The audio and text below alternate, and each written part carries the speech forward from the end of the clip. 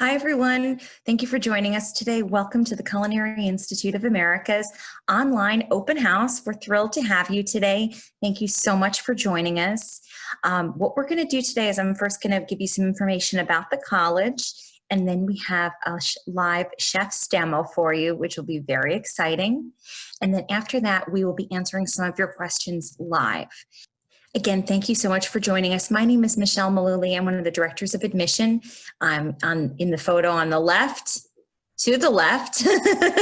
I'm the one on the left, featured with a cardboard cutout of one of our proud graduates, celebrity chef Anne Burrell, when she was on campus last year.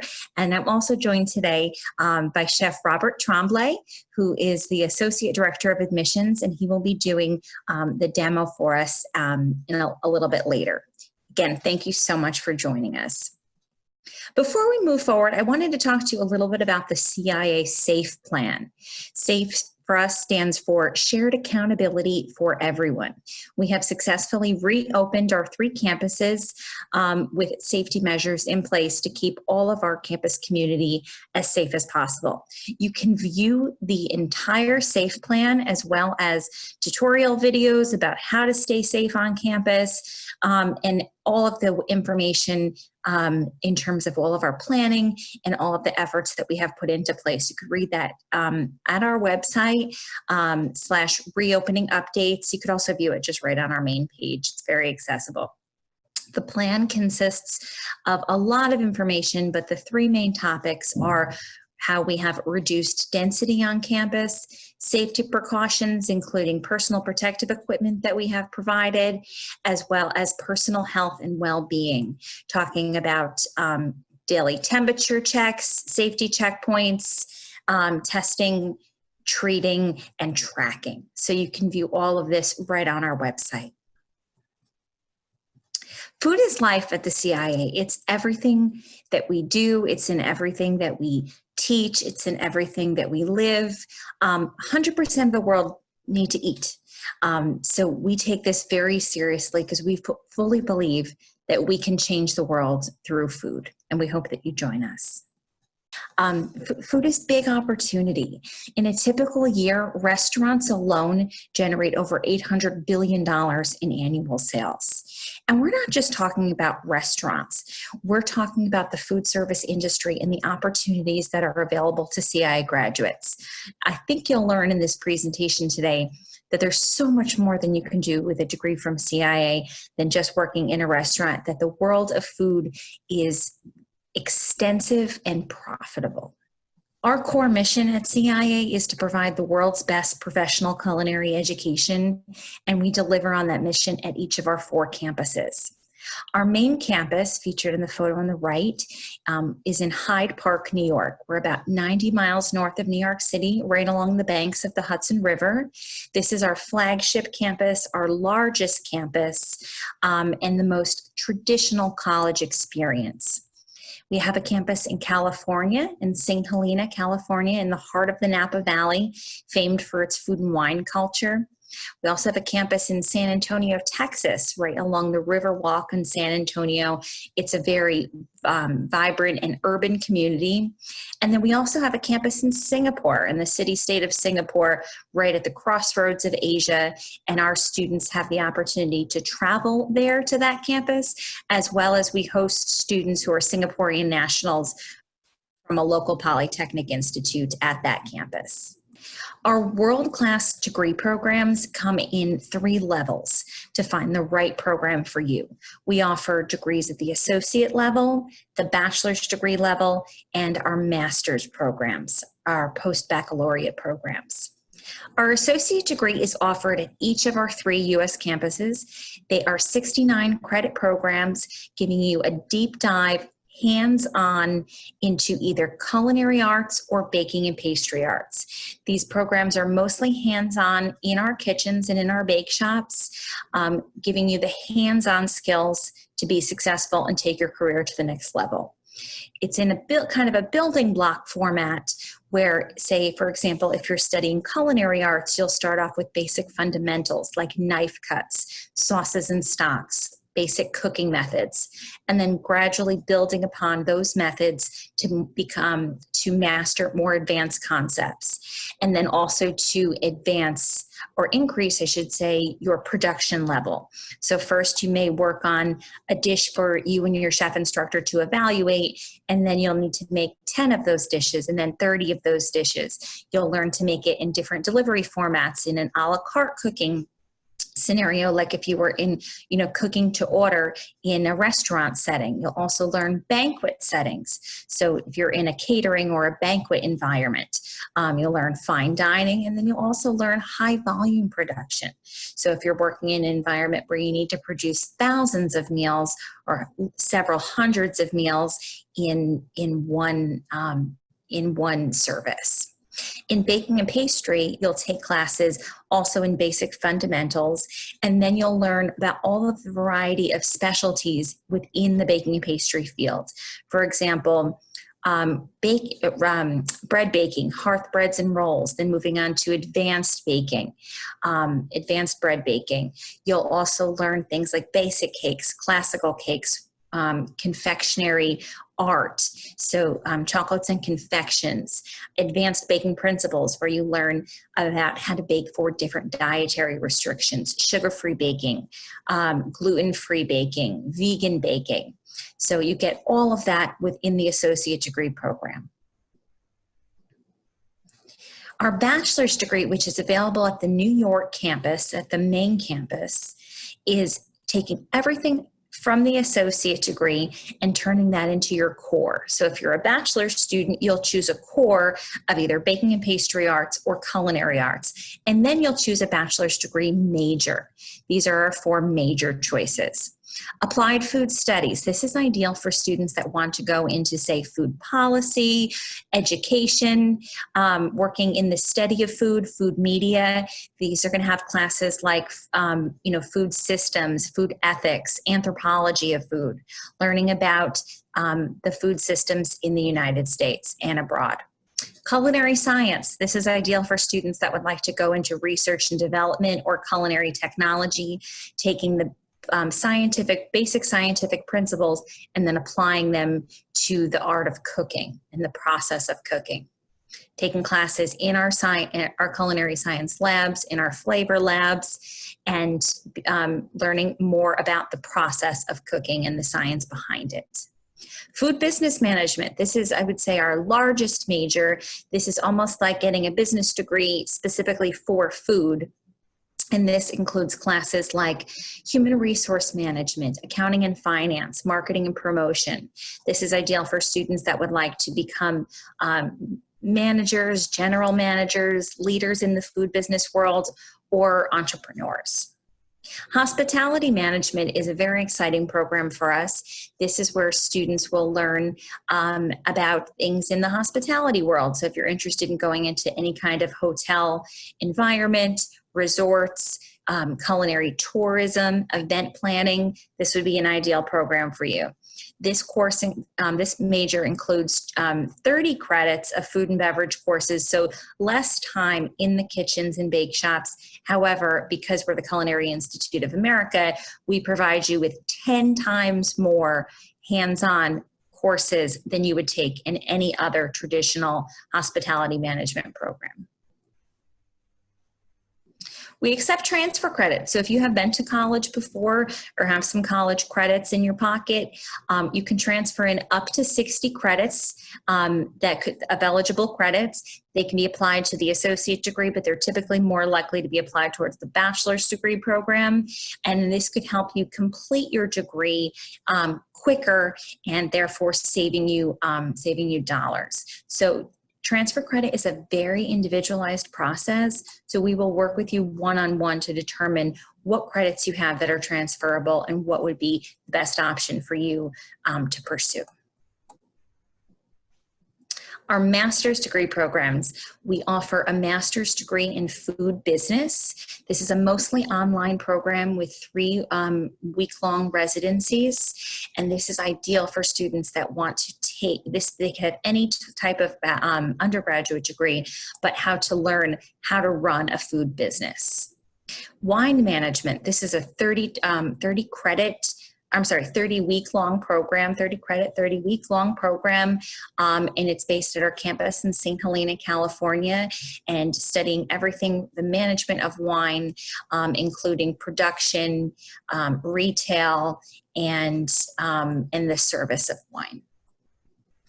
The experiential learning that you get at CIA is like nowhere else in the world. You'll have more hands-on time than any other college. The academic courses that we give you prepare you for the real world. And a huge point of differentiation between CIA and other schools is that the experience that you get by taking classes in our restaurants. Amongst our 3 campuses, we have 9 public restaurants where we serve over 300,000 guests in a typical year for our students to essentially practice. You have these restaurants that are your living, breathing classrooms with an instructor. And then you can then put that on your resume that you have had that real world experience while still being a student, which is awesome. Our experiential learning continues in our culinary science labs as well as in our innovation kitchen, which we'll talk more about. All students will take an internship. You may also hear this referred to as an externship. It's the same thing. All students will have a full semester long internship at a CIA approved location. You find your internship site through us. We have listings of thousands of sites for you to choose from. Most of these sites are paid experiences, and therefore you're not paying tuition during this time. Many of these sites have housing available, some do not, but we'll work with you to find a situation that works for you. The variety of internship sites is extensive. It could be in fine dining in New York City, working for something like the Union Square Restaurant Group, or you could go to Disney, any of the Disney locations where they have programs for you to experience hospitality and tourism. You could also try catering facilities. These are also referred to as like non-traditional food establishments. So places where their primary business is in food, but they still have to serve a large number of people. So this would be something like, say, the Compass Group that may work at colleges, they may work at ballparks or stadiums, or in the private sector, so corporate dining. These are really interesting places to work. Or you may choose to go someplace like the Food Network, or go to McCormick. McCormick is famous for their spices. I use their meatloaf blend all the time. Just used it last night. And focus on research and development. So the internship is a really key point in your career, because it's a chance for you to not only put something on your resume and build your resume, but you're also building on your skills. And then you're also building your connections, which will help you down the line. As part of the bachelor's degree program, you have the chance to obtain a concentration. This is where you will have at least 1 semester of total immersion learning on a key industry topic. And depending which concentration you choose, you could be spending 15 weeks either on campus at CIA studying it, or at another CIA location, or studying abroad. And this is a very valuable specialization for you to have when entering the career force. These are the courses, the concentrations that are available at our campus in California and Texas. In California, you can study advanced wine, beverage, and hospitality. No better place to do that than in the heart of the Napa Valley. Advanced baking and pastry. There we have our Ghirardelli Chocolate Lab, which is a very exciting place for our students to practice. In this concentration, students are taking their everything they've learned about baking and pastry to the next level, and learning things like, if you've learned how to make a beautiful product, but how do you ship it? How do you ship it so that it remains intact and remains fresh and as beautiful as it's intended to be? Our students there practice mailing something from California to New York, from campus to campus, and seeing how it holds up. So it's not only, just the making something beautiful, but then how do you get it to market? Farm to table.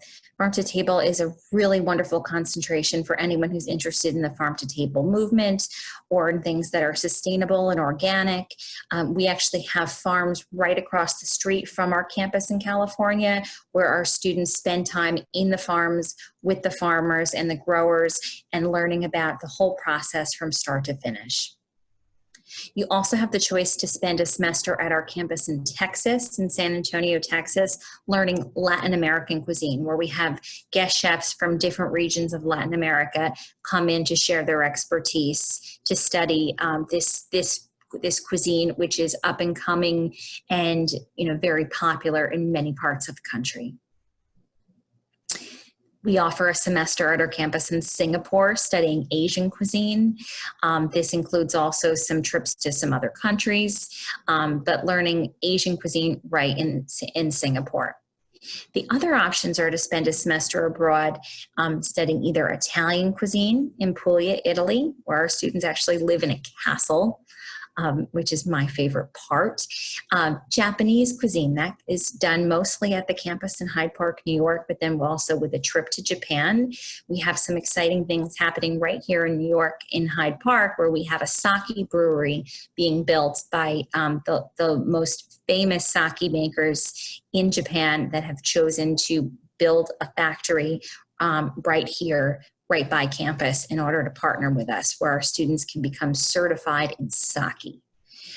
Mediterranean cuisine, that is available in Barcelona, Spain, with our partners at the University of Barcelona, and that is mostly focusing on the Mediterranean diet and the health benefits coming from that diet. We also offer concentrations available fully at the main campus, beverage production and service. We have our own CIA Brooklyn brewery, where it's a real brewery, a real production brewery that our students can take classes in and learn everything about the process of beer brewing. They also cover things like different types of distillery work and learning more about beverage production and service, including wine, of course.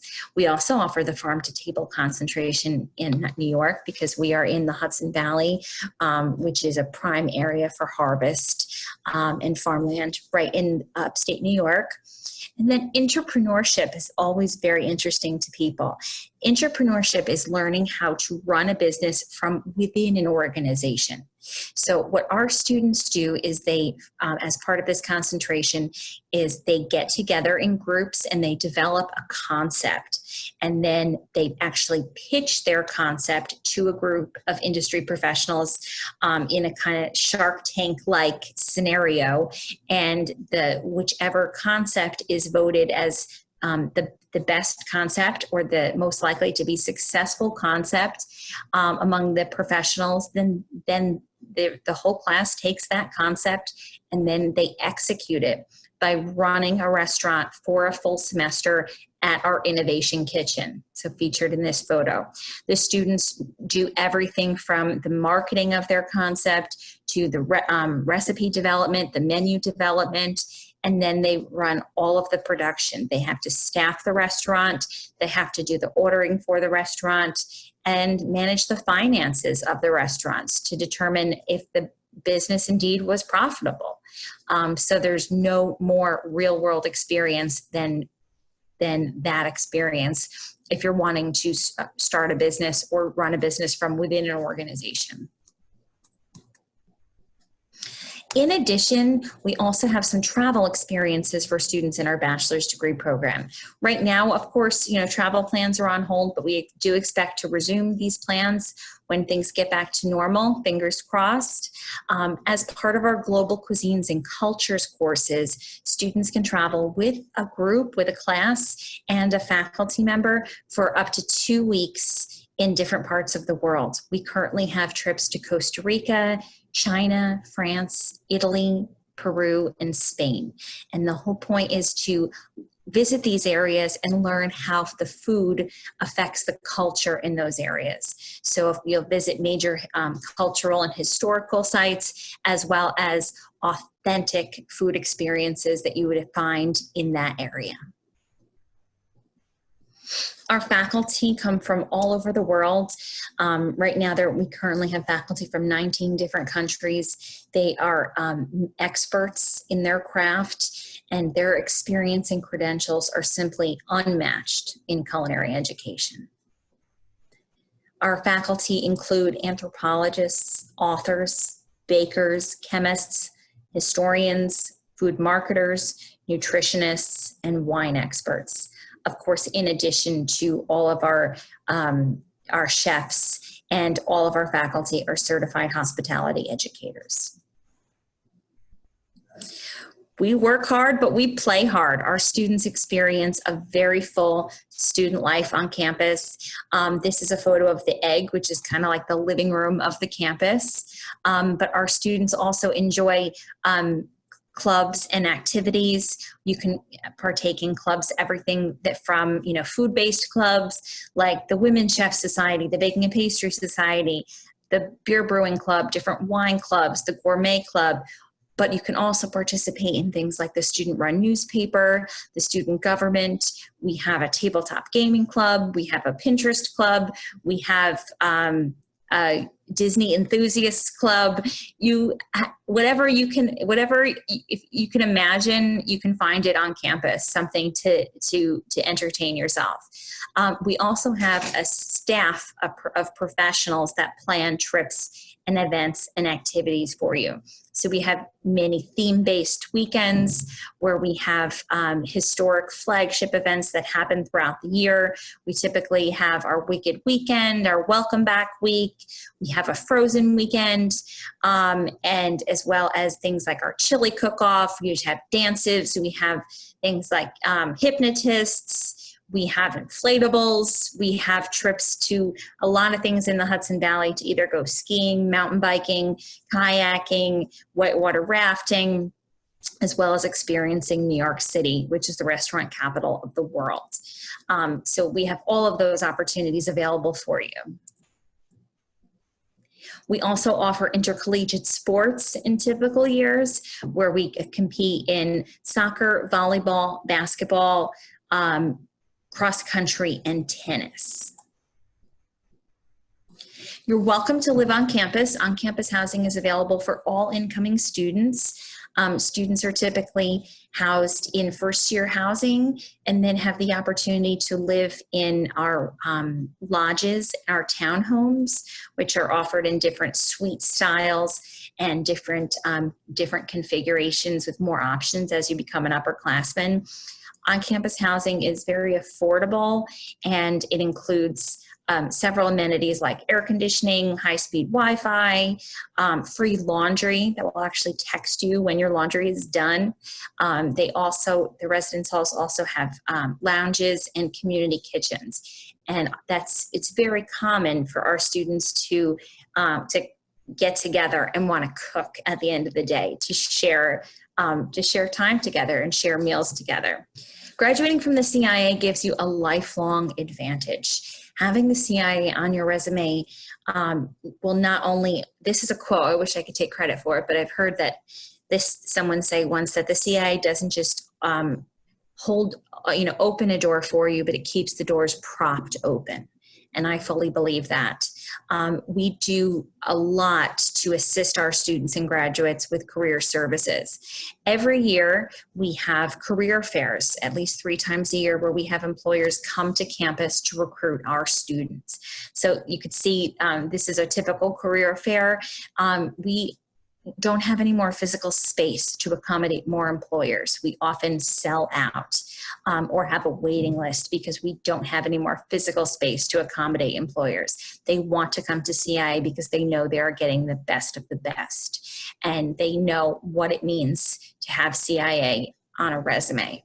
So as a student, you get the advantage of not only being sought after and having the jobs come to you, but you get the exposure of learning what types of companies, what types of jobs are available, and to get you thinking about different parts of the country and different segments of the industry that you may not have considered before.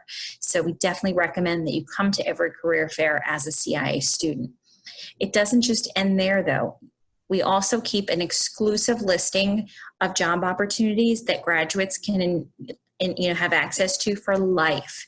So no matter what stage, what point in your career you are, you could always reach out to CIA for resources and for job assistance. We have over 50,000 alumni that are eager to hire and support one another because they know what it means to be a CIA graduate. It's a huge industry, but it's a small world. So you never know when you can find connections and find assistance with other alumni. Our alumni enjoy a variety of different types of careers in the food service business, in the world of food. For example, here's a few different titles: brewmaster, food stylist, TV personality. You may recognize Amanda Freitag from the Food Network. Food writer, Francis Lamb has written for the New York Times. General manager, restaurateur, Johnny Hernandez from Texas, started doing catering and now owns, I want to say he's at 9 different restaurants that he owns. Food truck pioneer, Roy Choi, LA's Sun. Entrepreneur, you never know where this business can take you. Matt Wadiak, you may not recognize him, but maybe you recognize his Blue Apron. He's a co-founder of Blue Apron, which is now on the New York Stock Exchange. And of course, Manit Schwan, Food Network star and chef and successful restaurateur. Coming to the CIA is an investment for life. It's an investment on who you will become and what opportunities will be available to you, and pursue and do what you love. This is something really exciting. We have an early, if you apply early for early action, if you apply by November 15th, you could receive a $1,000 scholarship, and financial aid is available to all who qualify. So this is for the New York campus. As long as you apply by November 15th, you can receive the $1,000 scholarship simply by applying early. Also, of course, if you are a veteran or if you are entitled to veterans benefits, up to 100% of tuition could be covered by your veteran benefits. So we'd be happy to talk to you about that in detail, and we thank all of our veterans for their service. You have a team to support you throughout this whole process. You'll have admissions counselors, enrollment managers, career and academic advisors, financial planners, residence life teams. We have a CIA Cares program, which is kind of a collaboration of different areas to help identify needs and support you throughout the way. And our Library Learning Commons, which is where we house our tutoring center and provide different spaces for you to have either peer tutoring, academic tutoring, or just some hands-on assistance. Spaces for you to study, spaces for you to meet with small groups, and spaces for you to practice things like knife skills, or for pastry to do practice your chocolate piping. Whatever it may be, we have that available to support you at the Library Learning Commons. Applying to CIA is very simple. First of all, if you have recently graduated high school and are looking to begin classes right away, we start classes 3 times a year. We start in September, and we start in January, and then again in April. So we are currently accepting applications for this year. And if you are a high school senior, it is now the time to start applying for fall of next year. You could have your decision and be on your way and not have to worry about it throughout this hectic year. So if you're a high school senior, we thoroughly encourage you to apply now and get the process going, so this way you can get that off your plate and have a smooth year. Applying is very simple. Our website has our online application. You could fill that out, or if you prefer, you could use the common application. It makes no difference to us. Then you'll send us your official transcript. So you'll have your high school send us your official transcript. If you have attended any other colleges, you'll need to have those college transcripts sent to us also. Our essay, the essay prompt, is available on our website. And then you'll need to send us a letter of recommendation. This could come from a teacher, an employer, any type of coach, mentor, someone that you have had a professional relationship with. And then lastly, you'll start applying for financial aid by filing the FAFSA. That's available at fafsa.gov, and that is the free application for federal student aid. So once you have applied to CIA and you've been accepted, and we have the results of your FAFSA, you should have an award package. If you're applying for next year, you should have an award package around Thanksgiving. If you're applying for this year, you should have your award package in a matter of days to weeks. This is a quote by CI graduate Duff Goldman. You may recognize him from the Food Network, Ace of Cakes, if he's on with a new show. But he says, when you leave here, you'll have a piece of paper that says you are a graduate from the Culinary Institute of America. That paper is a passport. With it, you can go anywhere, eat anywhere, and work anywhere. So thank you so much for your time. We will continue to type any questions that you have into the Q&A box, and we will get to your questions. But now it's time to do some cooking.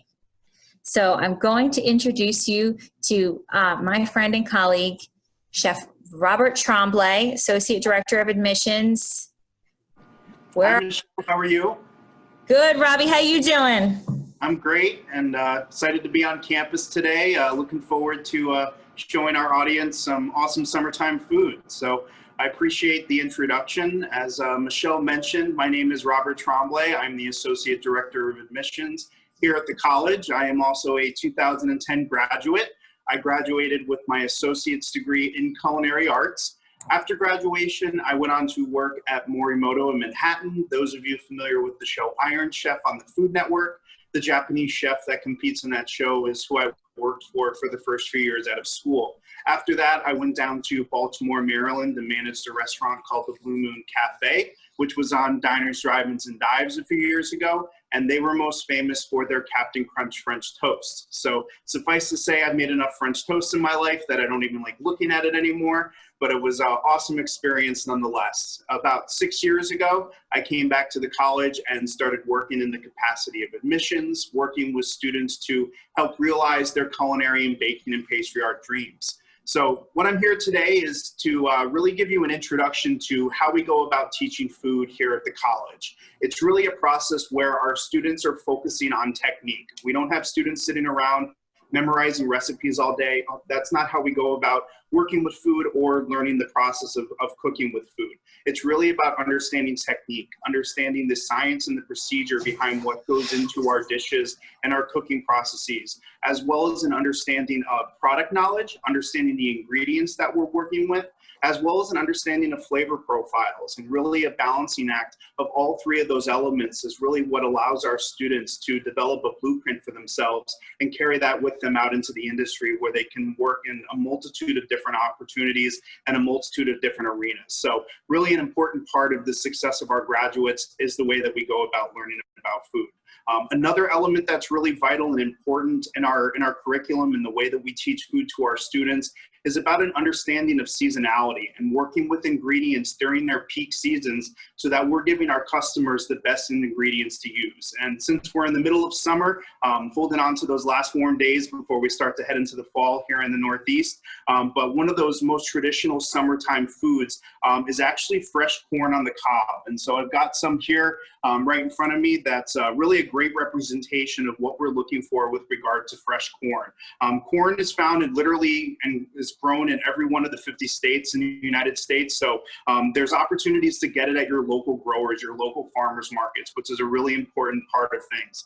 One of our most popular fine dining restaurants on campus that Michelle probably mentioned earlier is called the American Bounty Restaurant, where we do a lot of farm to table type concepts, working with our local purveyors to build menus and really build concepts so students can understand that process of working with those seasonal ingredients and bringing things from the local area to the table for our customers. And so the corn that I've got with me right here, I actually got right down the road in the heart of Hyde Park. There's a local farmer's market that goes on once a week, so I was able to get my products there. But in terms of the anatomy of fresh corn, what we're looking at and what we're working with here is on the outside, we've got our husk. On the inside, you can see those strands. That's called the silk of the corn. And then we have the cob itself, where we've got our kernels of corn themselves, which is really the little nuggets that we're looking for when we talk about corn on the cob. But this is when you buy corn at a farm stand or even in a lot of grocery stores, you're going to get it intact with the husk already on there. And that's really where you want to get it, because you want to be able to investigate the freshness of the product that's in your hand. And the best way to go about telling the freshness is by the moisture content of the husk. When you have a nice light green husk like this on the outside, that means you've got a lot of good moisture content. It's probably a really fresh product and probably in some really good shape. So that's really what you want to focus on. I always encourage people to open up the top end of the corn when you're in the store, if you're buying it from a grocery store or at the farmer's market, just to make sure that there's no bite marks in it, that no critters have gotten to it, because this is grown outside, so there's definitely the possibility to that. But really about holding on to that moisture content and making sure you have a nice fresh product to work with. Now, what we're actually going to do with this corn today is one of my all-time favorite dishes. It's called elotes, which is essentially street corn.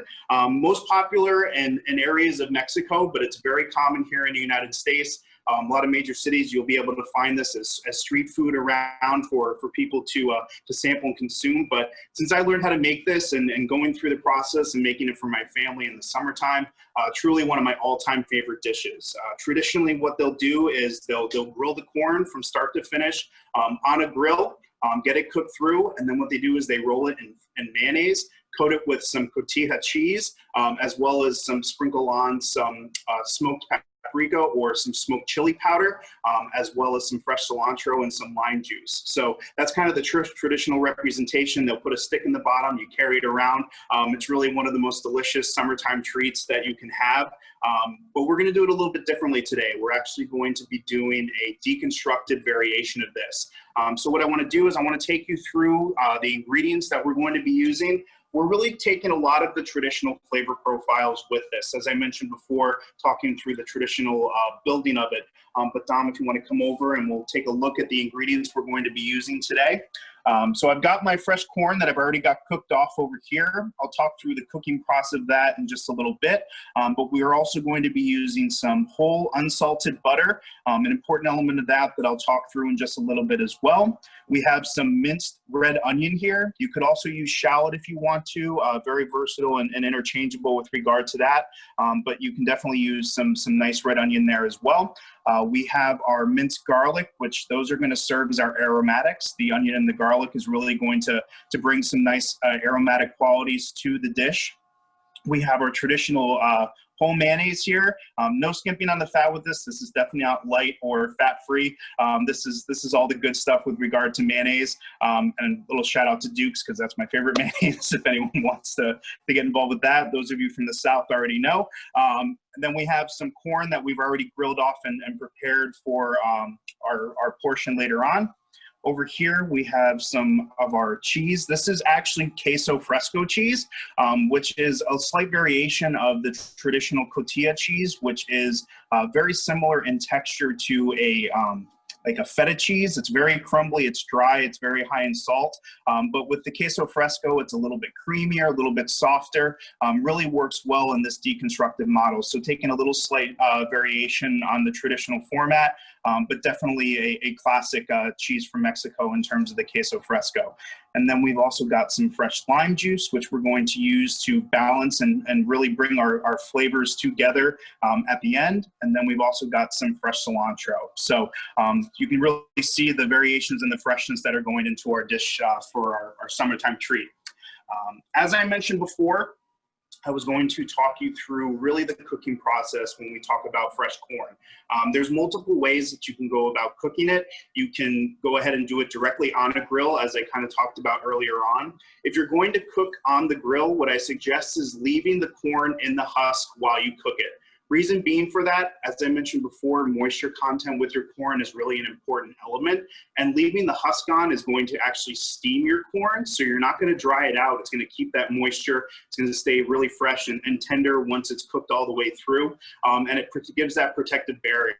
And then at the end, what you would be able to do is remove the husks after it cooled down a little bit, and then all you'd have to do is flash it directly on the grill in order to get those traditional char grill marks that we're looking for on the corn. Add some special smokiness to it, a little depth of flavor. Bitterness goes a long way when we incorporate creaminess and fatty type elements with the mayonnaise, and then the fresh acidity of our lime juice as well. Another alternative to cooking the corn would be to boil it, and that's actually how I went about doing it today. I, in fact, don't have a grill at home, so when I make this at home, I boil my corn, and then I'm going to show you a little life hack that I do at home so that I can recreate this, which is always great. But if you're at home and you have a grill outside and you just want to boil your corn, you want to make sure that you have nice seasoned water. You want it to taste like the ocean. But after you're done boiling it for about 5 or 6 minutes, you don't want to take it for too long. You take it out, you pop it right in the grill, flash it for a little bit, and you're really just trying to get that char marks on there so that way you have that depth of flavor. So what I'm going to do now is I'm going to show you kind of that quick little life hack in case you don't have a grill at home. If you're like me, living in an apartment where you're not able to use a grill all the time, a great way to get that char element is to just use your gas stove. So Dom, if you want to come over, we'll show them exactly what I mean by it. And so what you're going to do is you're just going to put your corn directly down on the grills and on the griddle itself. And by doing that, the flame is going to obviously char the corn and get that depth of flavor that we're looking for. And you can actually hear it start to pop. I don't know if you all can hear that on the other end of the camera, but that's exactly what we're looking for. And that popping lets us know that we're getting that char mark. It's actually those little bits of corn bursting from the heat. And what this is doing is obviously putting those char marks, but like I said before, it's gonna really balance out our flavor profiles. That injection of a little bit of bitterness is gonna go a long way in working with the creaminess of the mayonnaise and the sourness and the acidity of our lime juice, okay? So you don't need to do it for too long. You can see that it happens very quickly, so just a couple minutes. And we're pretty perfect. So what we'll do next is we're gonna show you how to cut it right off the cob itself. Okay. So what we're gonna do, we're gonna cut down from the very top here. And if you cook your corn through properly at the very beginning, your knife should go through the corn very smoothly. You should cut through just like butter. So blanching off your corn ahead of time and doing that part properly is a really important first step, because you don't want your corn to be fibrous. Since we're not going to be cooking it very long in the pan once we get to the deconstructed element of things, we want to make sure that it's cooked through and it has a really quality eatability for our customers. So as you can see, we've got it cut off nicely. Just going to get this into our bowl with the rest of the corn.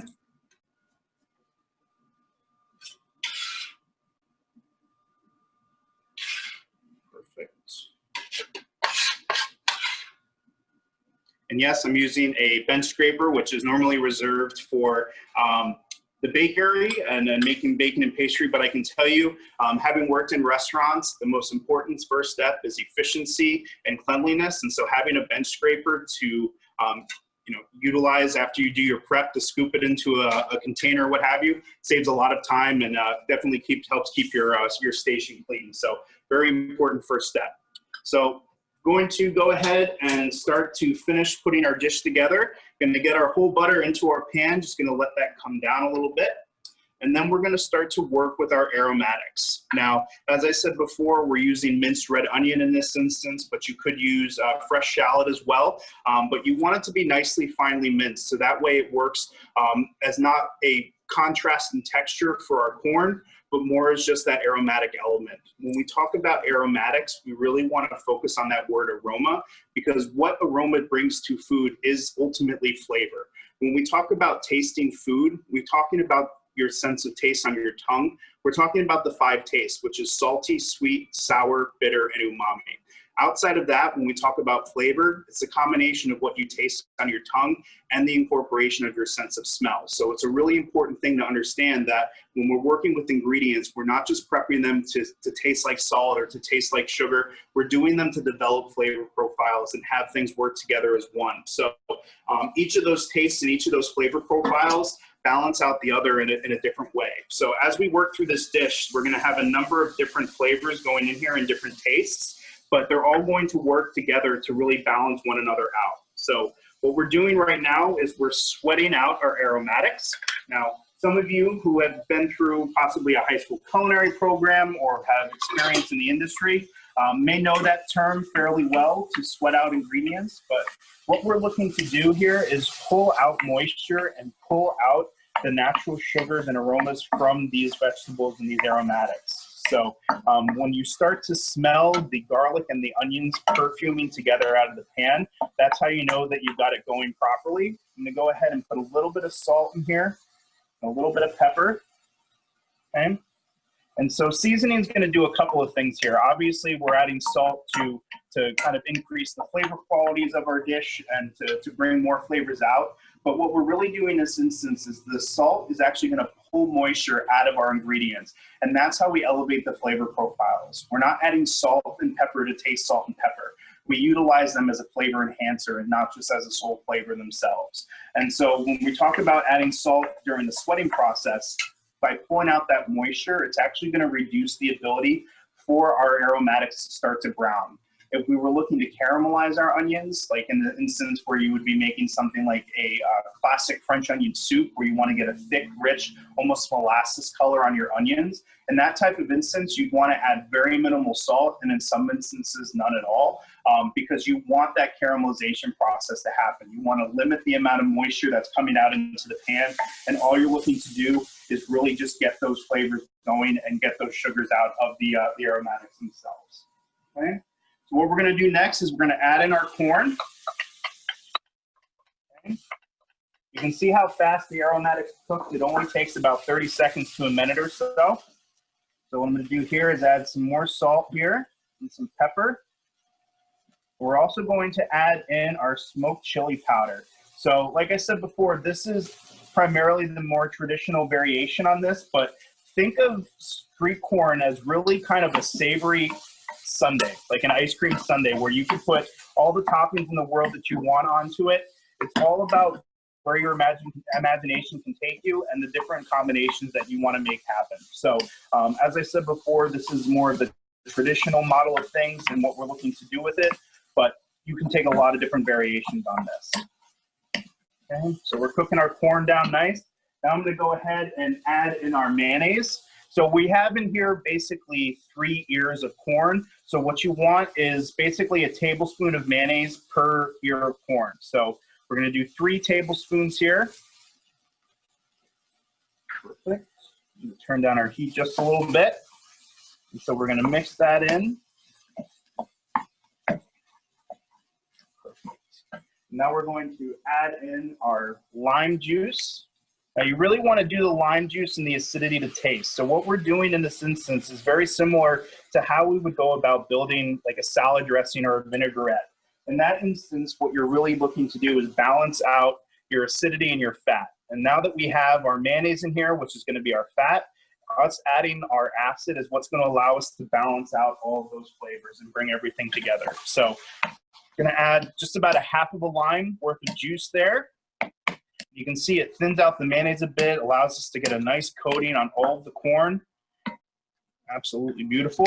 Now we're going to add in our cheese here, our queso fresco. Perfect. Okay, we're just going to mix that up as well. I'm going to give it a quick taste to see how our balance of seasoning and everything is going. So good. That is what it's all about. Truly, like I said before, it's about balancing out the acidity and the fat and all of those elements. It's just absolutely fantastic. Perfect. So what we're going to do next, we're going to add some of our fresh cilantro here as well. Adds a little change of color as well as it's going to bring some nice floral elements to the dish. Some nice freshness as well. Just gonna add a little bit more of the chili powder, because why not? One thing I do like to substitute for the chili powder in some instances is actually cayenne pepper. If any of you have, you know, a hankering for spicy foods the way that I do, Adding some cayenne pepper to it really adds a nice little kick to it as well, and adds some of that smoky qualities to it that you would normally have with your chili powder. So it's a great substitute as well. So what we're going to do next is we're going to plate up a portion of this.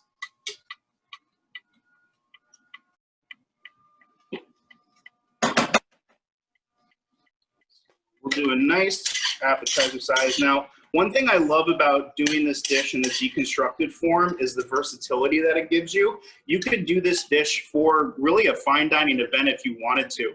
Say if you were doing like an appetizer hour for a wedding and you were a catering company, this is a great way to bring some real classic, home style flavors from a dish and do it in a nice, simple way that allows people to enjoy it, but don't have to worry about carrying around big pieces of corn cob around a fancy party with them. It's really a nice way to help balance those types of things out.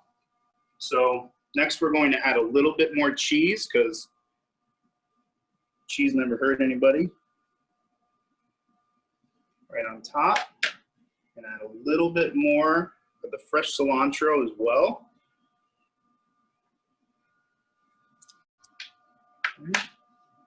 And then we'll serve that up with an additional lime wedge, just in case it's needed. And there you have it. Beautiful deconstructed elotes. Enjoy.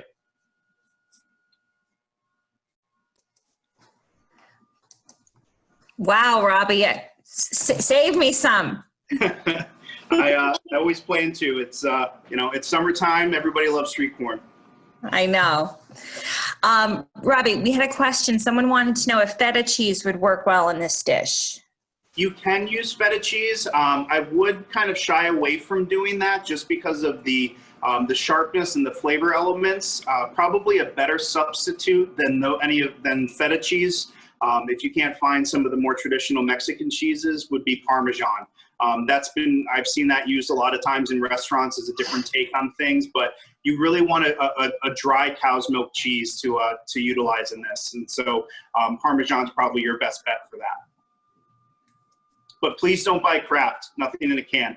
Buy the good stuff, please. For this dish, anyway. Yes.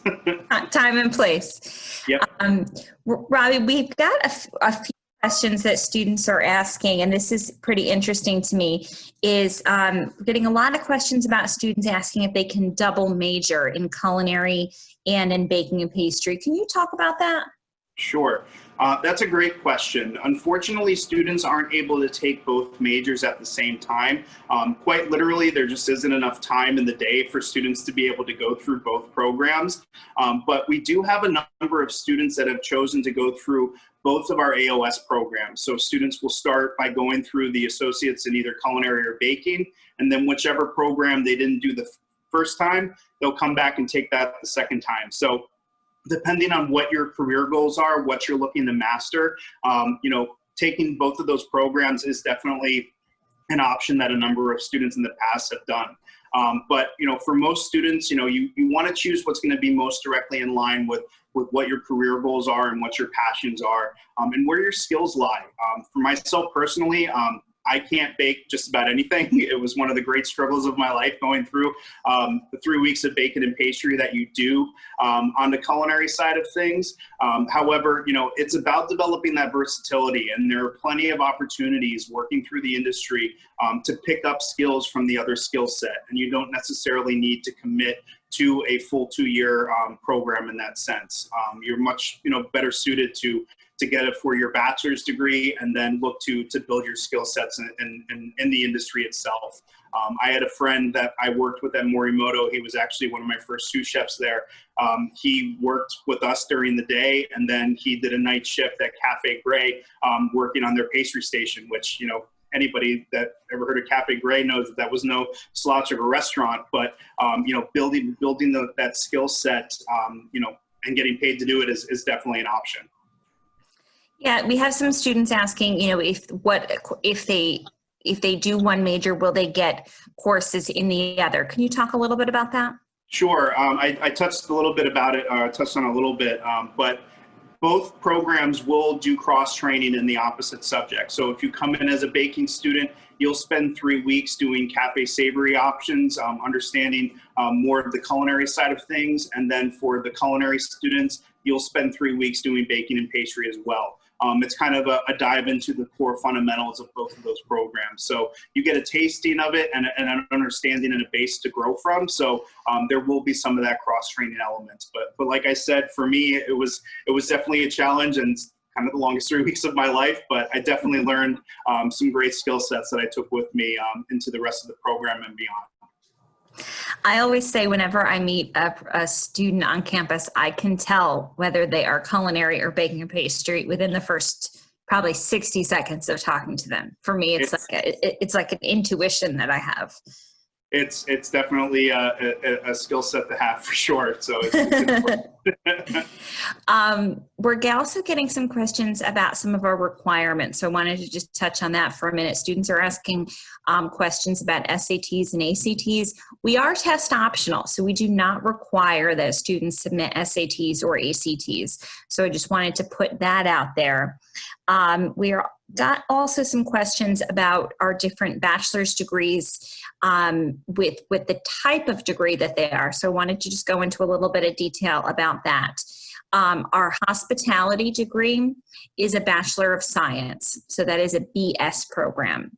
Our food studies and our culinary science program are both a BPS, which is a Bachelor's of Professional Studies, and the business management bachelor's degree is a BBA, a Bachelor's of Business Administration. And the difference is, if people are asking, what's better or why is one what, the reasons are that a lot of what those courses, what those letters mean is it has to do with the majority of the type of credits that are taken within that program. So I wanted to just address that. Due to the amount of hands-on courses that our students receive, it deems what type of program what type of what that falls into. So for example, students who are taking a large number of hands-on courses in terms of the New York State, they are considered professional studies. So that's why we have some that are Bachelors of Professional Studies and some that are science and some that are business administration. So that's the reasoning behind that. I've never heard of an employer hiring one over the other. I've never heard of any type of, salary equation to the degree type in terms of, the type of bachelor's degree. I have personally never heard of that. So if that's something that's important to you, we'd be happy to discuss that with you in a little bit more detail. Robbie, students are also asking in terms of, we have a lot of really determined students today who are asking if they can double major in the bachelor's majors. Can you speak to that? As far as I know, there are some opportunities to potentially do some additional courses into a double major. However, doing them both simultaneously might be a little bit difficult. My best advice to you would be to, once you get accepted to the college, pick one major to start off with, and then we would be able to connect you with your academic advisor to see if it would be a possibility for you to be able to do that. One of the programs that I know doesn't allow students to do a double major is going to be the culinary science program, as well as the hospitality program. They have just too many different requirements in order to complete them. They just don't mesh into the food business or the applied food studies. So that's an important thing to keep in mind, but we can definitely, connect with you and work with you individually if that's something that you're looking to do, and, hopefully get you, to be able to maximize your time here at the college. Exactly. I always tell students, go with your gut in terms of choosing culinary or baking and pastry. And then in terms of your bachelor's major, make your best decision that you can right now. And that can always be changed as you learn more about yourself, as you learn more about our offerings and figuring out what, how to match your talents and your skills and your interests. A question that we received was someone asked us what was the difference between culinary science that we offer versus food science, which is offered at many universities. So I just wanted to touch on that. The core difference between culinary science and food science is that in culinary science, you learn how to cook. You learn how to cook so that by taking all of the core courses in the culinary program, you are going to be different than a food major who doesn't know how to cook. Do you have any insight on that, Robbie? Yeah, absolutely. And you set it up perfectly, actually. That was great.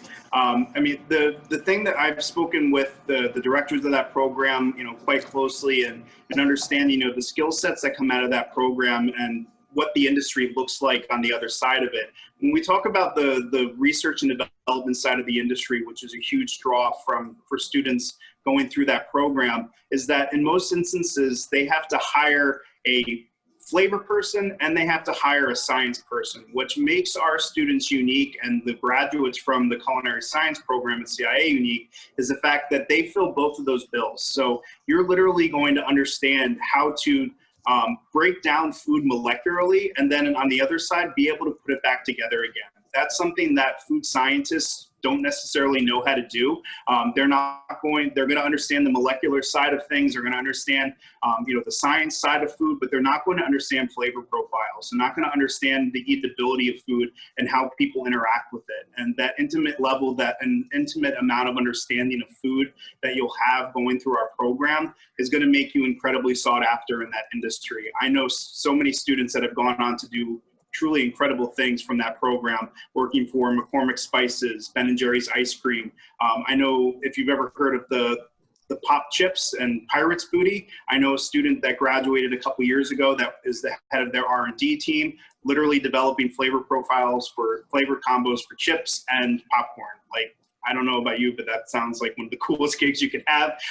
But just a lot of cool opportunities from that field. We're getting some questions about our requirements in terms of, what our GPA requirement is and such. So I just wanted to touch on that. We do not have a specific GPA that we're looking for. We look at every student individually. So we look to see that you are academically ready to handle college level work. And that's going to look different for everyone. So we're going to look at your transcripts, and we're going to look to see what your overall GPA was, but then we're going to dissect it a little bit and see how did you do in specific subjects. If you had lower grades, were they, exclusive to certain subjects, or did your grades, did they, decline? Did they improve? We're going to look at everyone individually. We don't just look for one number. We look at the whole picture. And then we're also, aside from determining whether you're academically ready for CIA, we're just looking to see that it's a right fit. I would say we are not incredibly selective. We're looking for right fit students. So we're looking for students that have a passion for this and that are going to get a lot out of it, and they're going to put a lot into it. So we look at every student individually. And for students that perhaps are not yet academically ready, we have a few different paths that we could get you on to prepare you academically to be successful at CIA.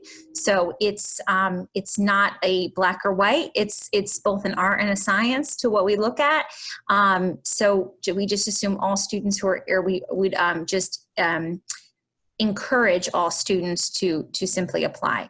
Another question we received is, do we accommodate students who are perhaps a little bit older? And yes, about 60% of our students are coming to college for the first time directly out of high school. But then about 40% of our student body are coming from all walks of life, who may have received a degree or have tried a college or two before, coming out of the military, career changers, people who want to advance their career. So statistically, our average age is about 24, being that about 60% of our students are 18, and the rest of our students are what we would consider, adult or transfer students. We have a student who's very interested in playing volleyball when she comes. Awesome. And skills. Go Steels, that's right. We have some students asking about online programming. We do not offer for our associate or our bachelor's degree. We do not offer all online courses. A core component of what we do is our hands-on work. So at this time, we do not have an exclusively online program. Students are asking about the cost of our tuition. You can view it itemized on our website. A typical year, an estimated year for before any financial aid for tuition, room and board, and all living expenses, the cost of attendance is approximately $44,000. And that would be for an academic year. So you can check out our website to view that itemized. And remember that more than 90% of our students receive financial aid, whether it be merit aid, need-based aid, or external scholarships. Let's see here. Somebody's asking who's a veteran, wants to know. I'm going to write to you to let you know who you can contact. But I think we're running out of time here. But Robbie, if there's something you can answer for us, the student's asking what a typical day is like.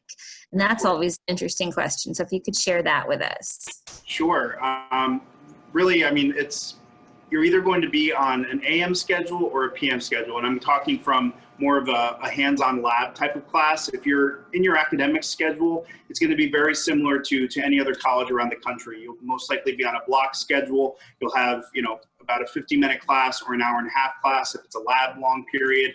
So that'll be very similar to any other type of college scheduling. But when we talk about our in-person culinary or in-person baking classes, which I think most of the students is kind of what they're thinking about when they ask what a day in the life is like. But students will either be on an AM schedule or a PM schedule when they come into the program. It's typically not, up to you in deciding that, but we are able to work with some students to be able to give them the time slot that they want. But AM classes will begin at about 7 o'clock in the morning and go to about 1:30 in the afternoon. And PM classes will begin at about 2 o'clock and go to about 8:30 at night. Typically, students will get into class at least a half an hour early. If you were me, I was there an hour early just because I get anxious and I have to be there first in order to start my day. But the way that your program is going to flow is that your day actually begins the night before with your preparation for class, where students will do their homework, which will consist of doing key terms. You'll make a timeline for yourself, really going over step by step what you're going to be doing in class the next day. So you have kind of a book understanding of what you're going to be doing physically the next day in class, and a timeline to go with it so that you've mapped out your movement. You know exactly what your equipment list is, what your ingredient list is, and what you're going to do nearly minute by minute. So for starters, you put on your time sheet, I'm going to get into class at 7 o'clock. I'm going to have my station set up by 7:15. I'm going to have my prep done by 7:45, so on and so forth. So from there, you're going to step into lecture initially with your instructor, where they're going to go over a lot of what you're going to be working on that day, kind of rehashing what you read about the night before and those key terms that you did. And then they're going to jump into an actual demo. So whether you're in culinary or baking, you'll be seeing what you read about, and you're going to be seeing your chef instructor do it right in front of you. And then from there, as you step by step go through the demonstration, you'll be going back to your station and building along with your instructor. That'll be the case, especially in your core fundamentals, where you're really learning the basics of what you're doing in your classes. And you're going to follow that procedure step by step, seeing and then doing. So that way you're mimicking and learning the right way to do everything step by step. And then from there, once you've completed your production for the day, you actually bring up what you've made to your instructor for them to grade and evaluate and give you direct feedback on right there in front of you. So you know immediately how well you did on something.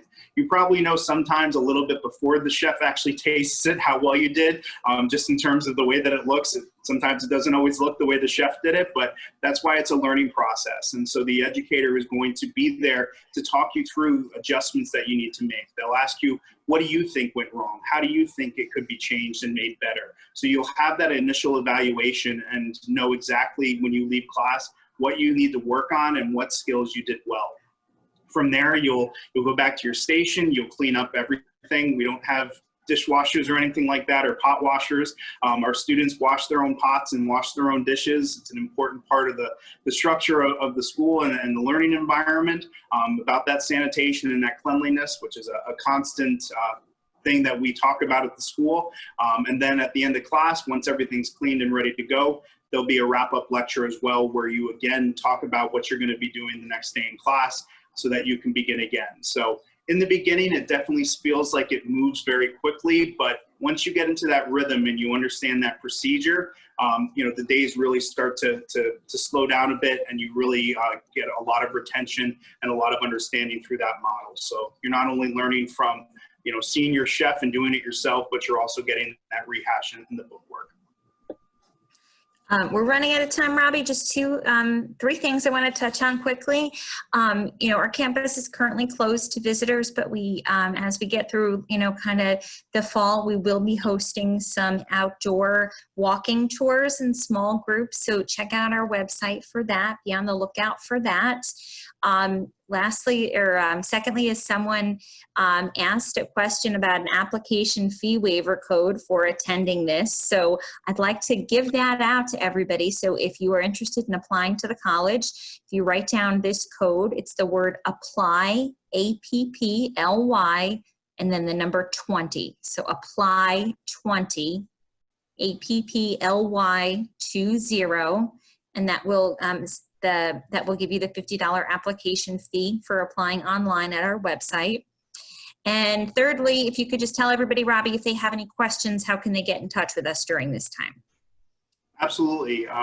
Email is always a great way to contact us. If you have general questions and looking to connect with us, you can reach us at admissions@cia.edu or admissions@culinary.edu. I'm sorry. Is this your first day? I'm sorry. I never say that I always give my personal email to students, but the general email account is admissions@culinary.edu. Exactly. Yes. How many years you been with this school now, Robbie? Like 12? 1 or 2. Admissions@culinary.edu. So thank you, everybody, for joining us today. We appreciate your time, and we can't wait to host you on campus in the near future. Thanks for your interest in CIA. Have a great day, everybody. Bye-bye.